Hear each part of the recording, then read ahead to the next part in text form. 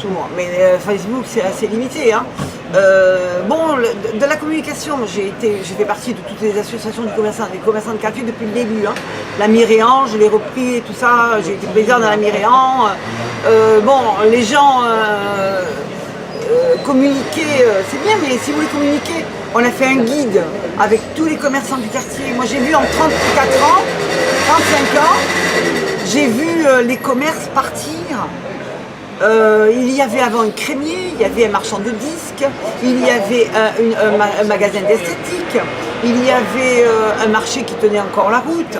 Il y avait des commerces qui à la fin, se sont étiolés et puis ils sont partis parce que effectivement, quand on travaille, quand il n'y a pas assez d'argent qui rentre dans les caisses, les gens s'en vont.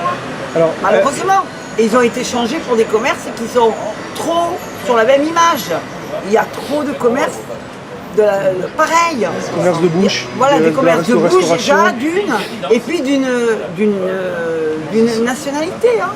Parce que, voilà quoi. Moi j'adore le mélange. D'abord, la France est un pays de mélange.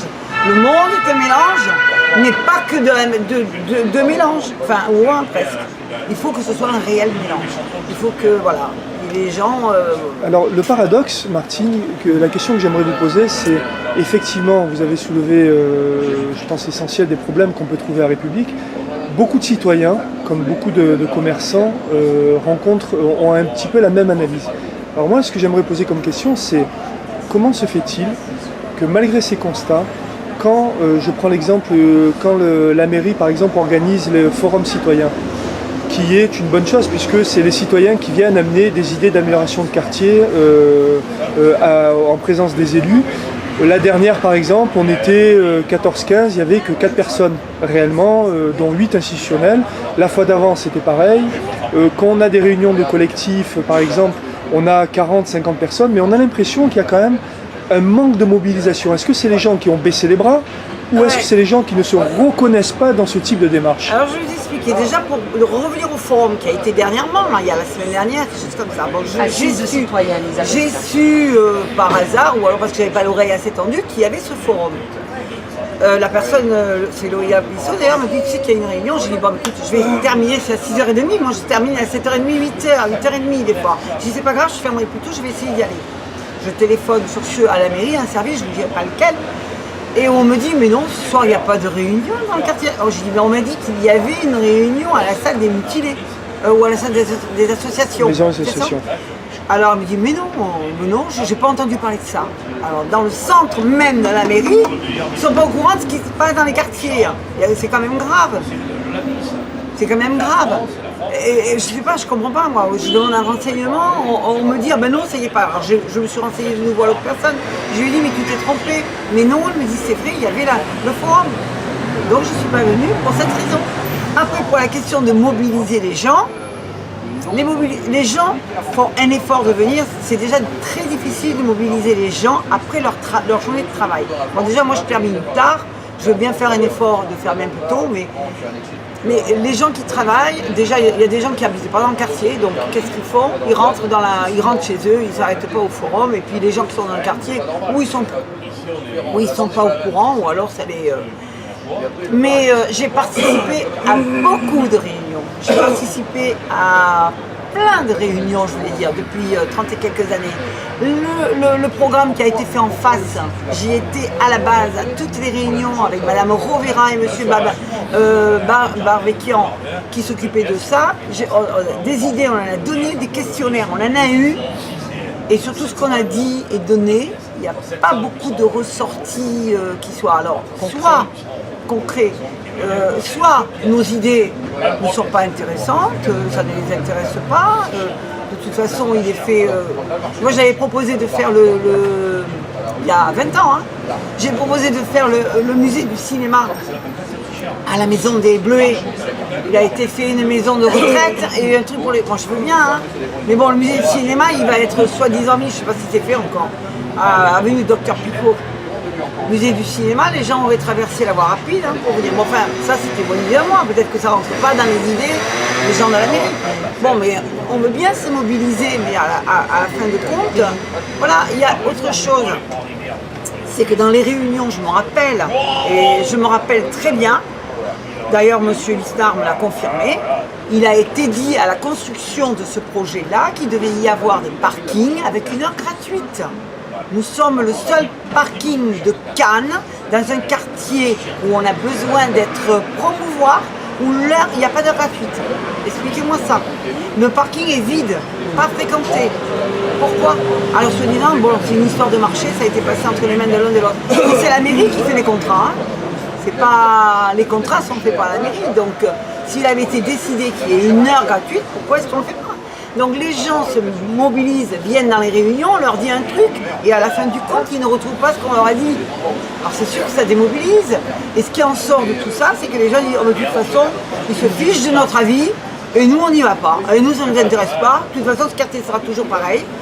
Bon, je crois que dans le coin, il n'y a que moi qui garde espoir que, parce que j'aime me battre, qu'un jour, oui, enfin, dans ce coin-là, oui, c'est vrai, heureusement qu'il y en a quelques-uns qui gardent. Puis alors, ce qui nous fait plaisir, c'est qu'il y a toujours des jeunes qui reprennent le flambeau, c'est bien, parce que moi, je commence à être un peu fatiguée.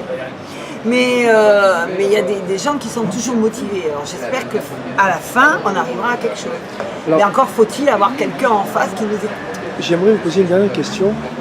On dit que République, le quartier République, est au carrefour de deux chemins actuellement. On sait qu'on a un plan de relance économique qui a été mis en place par la mairie, qui est un très bon plan de relance en espérant qu'il voie le jour, parce que c'est quelque chose de vraiment bénéfique qui amènera une valeur ajoutée. Mais on a souvent tendance à dire qu'on est entre deux chemins, soit République bascule, soit République réussit dans sa transformation. Qu'est-ce que vous en pensez? Est-ce que vous pensez qu'on est vers la voie de la réussite ou pour l'instant on est toujours dans l'expectative, on attend? Basculer, je ne crois pas qu'il puisse basculer plus. Hein. Il peut que remonter maintenant. Parce que basculer, moi je l'ai connu florissant ce quartier, où il y avait du monde. Je suis arrivée en 64 dans le quartier. Hein. Donc il y avait du monde de partout, un marché qui était plein de monde, des primeurs, des magasins qui marchaient. Même quand je suis venue en 82 prendre le kiosque, il y avait quand même encore beaucoup de personnes, il y avait beaucoup de commerçants, il y avait du monde, il y avait les gens de la Californie qui descendaient faire leurs courses ici. Et il va en descendant là, hein, pour l'instant, hein, puisque entre les... tout le monde parle de délinquance. La délinquance, elle est partout, on la déplace à droite, à gauche. Bon, il suffit de montrer qu'ils n'auront pas le dernier mot. Hein. Que c'est à nous de nous battre et puis de dire nous on veut pas, parce que souvent quand je parle que le quartier il y a de la délinquance, il y a des drogués, il y a des drogués pas trop parce que les drogués sont ailleurs, ils viennent se rapprovisionner ici, c'est pas pareil. Tout le monde le sait ça, hein, tout le monde le sait que c'est un trafic de drogue ici, et puis pas que ça, parce que il n'y a pas que ça, il n'y a pas que de la drogue. Donc les gens, qu'est-ce que j'étais en train de dire? Oui, que la délinquance c'est bien bon, mais on peut la combattre parce qu'il y a souvent des gens haut placés qui m'ont répondu « Ah, mais vous ne vivez pas à Paris, si vous vivez à Paris, ah, mais vous ne vivez pas à Valoris. » J'ai dit « Mais moi je ne veux pas vivre à Paris, je ne veux pas vivre à Valoris, je ne veux pas que mon quartier devienne comme la Zaïne ou comme les quartiers chauds de Paris. C'est justement maintenant qu'il faut se battre pour éviter que ça devienne comme ça. Il faut avoir un sursaut pour dire non, on ne veut pas. Et en plus, il faut dire une chose, hein. On est à 5 minutes du palais. Hein. Alors je veux bien que la Cannes, la Croisette et le palais, c'est la vitrine de Cannes, mais en tant que commerçante, je peux vous parler de vitrine et de réserve. Un bon magasin avec une belle vitrine ne fonctionne pas si les réserves ne sont pas bien tenues. Et nous faisons partie des réserves. Ok? Alors nous sommes à 5 minutes de la Croisette, quand les gens passent par ici, et je côtoie beaucoup d'étrangers qui passent, ils me demandent souvent où est Cannes. Alors bon, il y a vraiment quelque chose de sérieux à faire, mais il faut trouver la personne qui est ce qu'il faut pour faire ce qu'il faut. Et est-ce que cette personne, ce ne serait pas justement les citoyens, nous tous, en nous unifiant, en étant unis et en imposant nous-mêmes? Ah mais bien sûr. Moi ce que je dis toujours, quand j'étais dans les associations, les commerçants se plaignaient parce que les trottoirs n'étaient pas nettoyés, mais je leur disais tout le temps, mais vous avez un commerce, votre devoir c'est de le tenir propre. Si la mairie ne passe pas le balai devant votre magasin, elle n'a pas à le faire. C'est à vous à nettoyer votre trottoir, et même des métiers de bouche. S'il y avait des trottoirs, j'avais honte pour eux, pas nettoyés. Alors quand on demande, c'est vrai que la mairie, on tape sur la mairie tout le temps, on demande des choses impossibles à la mairie, Mais c'est pas, elle ne peut pas tout faire. Il faut que les gens aient le réel désir de faire quelque chose, mais on commence d'abord par se faire une discipline nous-mêmes, après on peut demander quelque chose aux autres. Mais c'est pas en étant négligent, en disant « Ah, ils vendent de la drogue, moi ça ne me regarde pas, c'est pas mon problème. Ah, les deux roues se garent sur les trottoirs, c'est pas mon problème, ça me gêne pas. Ah, ça, les deux roues traversent la place du commandant Maria, ah, mais c'est à la police à faire le gendarme. » Non, non. Ou on est citoyen ou on n'est pas citoyen. Il faut se faire respecter, c'est tout. Mais voilà, il faut que les gens comprennent qu'ils n'ont pas à avoir peur d'imposer leur façon de vivre.